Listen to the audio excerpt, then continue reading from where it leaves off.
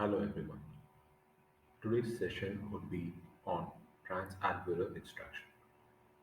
We will briefly be discussing about what transalveolar extraction is, what are the different types, what are the armamentarium required for this procedure, and how this procedure is done.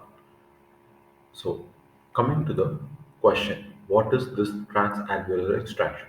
It is also called open extraction or surgical extraction. So, it is a method used for recovering the roots that are fractured during routine extraction of teeth. So it consists of removal of some of the amount of bone, investing the roots if required, and using forceps or elevator to deliver a tooth or root.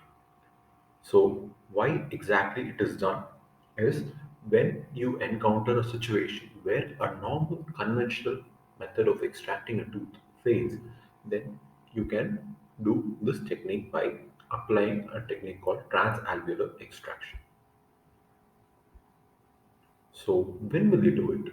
There are multiple scenarios at which you can apply this and it is taken up. So, first, when there is a grossly decayed tooth, when there is an attemption or removal in a conventional way of a grossly decayed tooth, what it ends up is that sometimes the tooth can be brittle and it breaks. So, what you end up having is a retained root.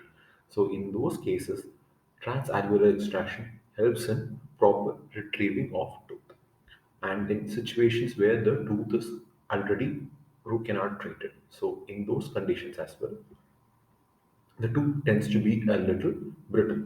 So going transalveolar extraction for those tooth will help in better healing and ease of operation. And the cases where, as we can see in this picture, multiple root segments are there, which would not come and the chances of breakage of the root tips are high chances due to multiple curved roots. In those conditions as well, transalveolar extraction is indicated. Then, based on the root morphology, there can be hypercementosis or dilacerated roots in those conditions as well. Transalveolar extraction is much preferred compared to a conventional type of extraction. So, what are the pre-extraction clinical assessment has to be done? So, first and foremost is the history.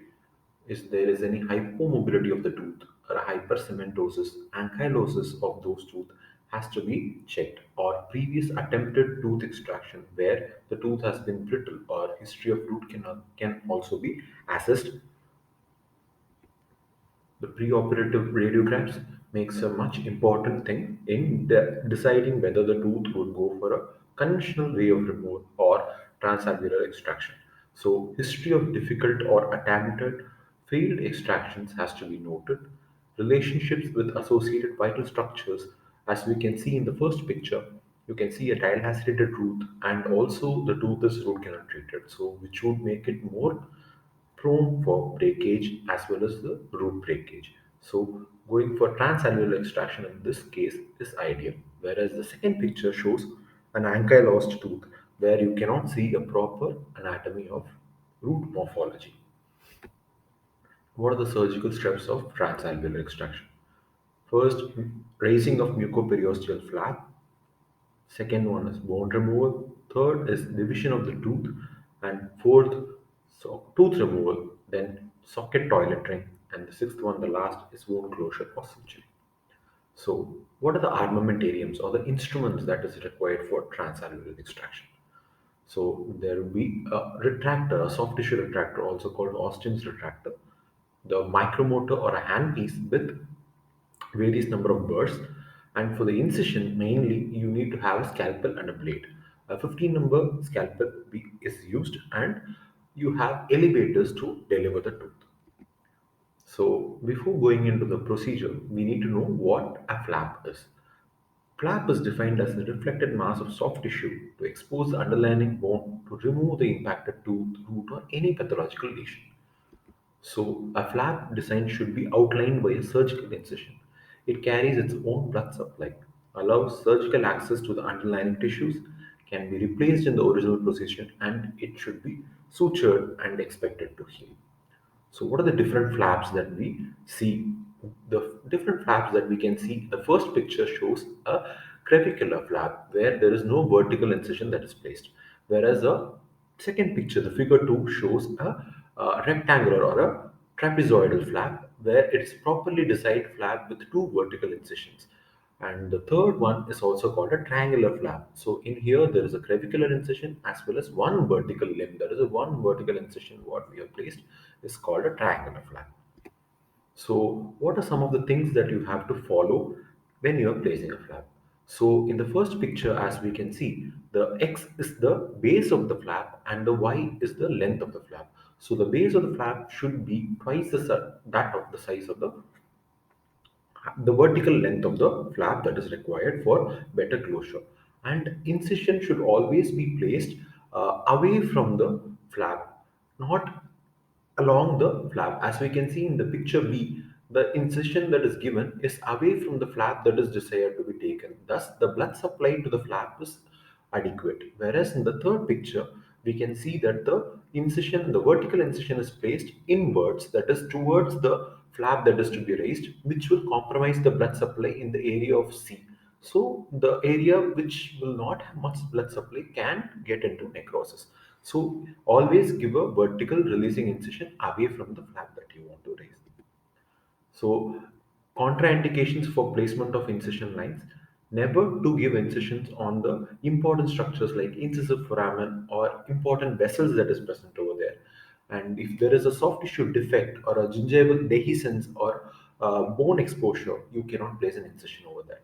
And incision cannot be placed palatally because due to the greater palate and vessels that runs. So always keep the incisions buccal in the case of maxillary region. So there is a method of transalveolar extraction, also called postage stamp technique of transalveolar extraction. In that, the flap is raised, the buccal cortical bone is made into punch holes made in the buccal cortical bone, and all these punch holes are connected, and the buccal cortical bone is removed in toto. Thus, a exposure of the roots can be visualized. Once the exposure of root is visualized, then the roots can be sectioned and taken out. So, what are the steps of osteotomy that is given once the flap has been raised? The osteotomy is done along the surface of the root using a rotational burr or a handpiece. Once the bone surrounding the tooth is removed, you would either take aid of an elevator or a luxator to mobilize or deliver the tooth outside. How would you remove the tooth tip that is present over there? So in those cases, you can directly go with a rotary instrument, sever the furcation that is involved if it is a multi-rooted tooth, and you can break the interdental bone between the two roots and can be delivered using elevators. Also, if there is a root tip that is left over, you can use a larger size K file to engage the canal region and deliver the tooth. So once the tooth has been delivered, socket toileting, decontamination and debridement is required. Then comes a suture where you will be placing the sutures on the crevicular region as well as the vertical incision that you have placed should be sutured properly.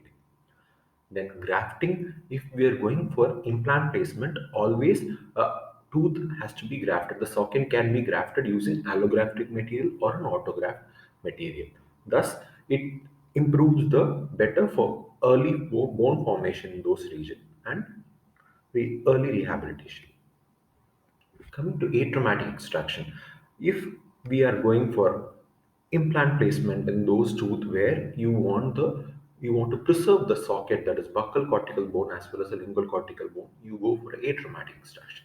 Thus, atraumatic aid like a periotome is an instrument which has a very thin surface which engages between bone and the tooth, thus severing the periodontal ligament.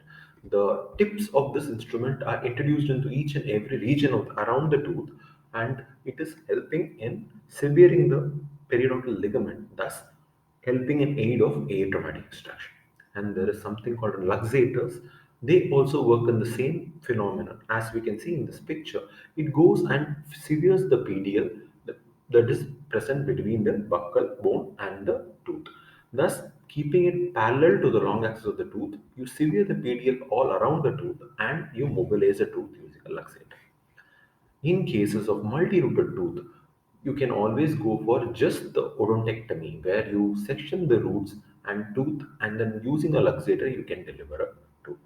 In conclusion, always follow atraumatic measures to preserve the buccal as well as lingual cortical plates if we are going for implant placement. And in case of difficult extractions, always examine the patient for transalveolar extraction and follow the procedures judiciously. Thank you.